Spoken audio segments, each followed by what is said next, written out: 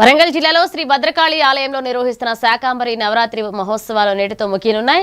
ఇక 15 రోజుల పాటు వర్షాలు సమృద్ధిగా కురిసి పంటలు సస్యశ్యామలం కావాలని అమ్మవారికి ప్రత్యేక పూజలు నిర్వహించారు. ఇక సుమారు 800 కిలోల కూరగాయలు, 40 రకాల కూరగాయలు, 22 రకాల పండ్లతో అమ్మవారిని అలంకరించగా భక్తులకు ప్రత్యేక దర్శన ఏర్పాట్లు చేశారు.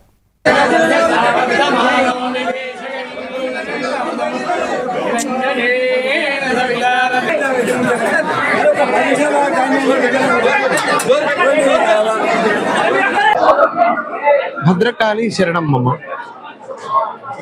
కాకతీయుల రాజధాని ఏకశిలా నగరంగా చరిత్ర ప్రసిద్ధిగాంచిన వరంగల్ మహానగరంలో దర్శింపవచ్చిన భక్తుల బాంట కోరిన కోరికలకు కొంగు బంగారం కోసం ఈ లోకాన్ని తన కరుణారస వీక్షణంతో అనుగ్రహిస్తున్న భద్రకాళి అమ్మవారి సన్నిధానంలో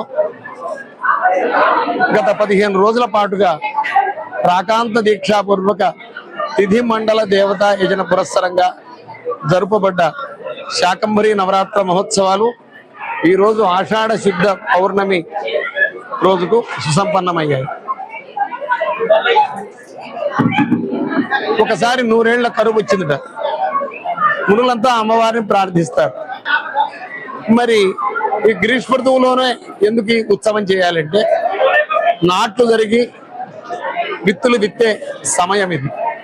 అతివృష్టి అనావృష్టిల వల్ల పంటలకు నష్టం కలగకుండా సస్య రక్షణ జరిగి సకల సస్యాభివృద్ధితో దేశం సుభిక్షం కావాలని ఈ నెలలో అమ్మవారికి జరిపే 4 నవరాత్రులలో మాఘ శాకంబరి ఉత్సవాన్ని నిర్వహిస్తారు. ఆ ఎల్లును అనే భూతాన్ని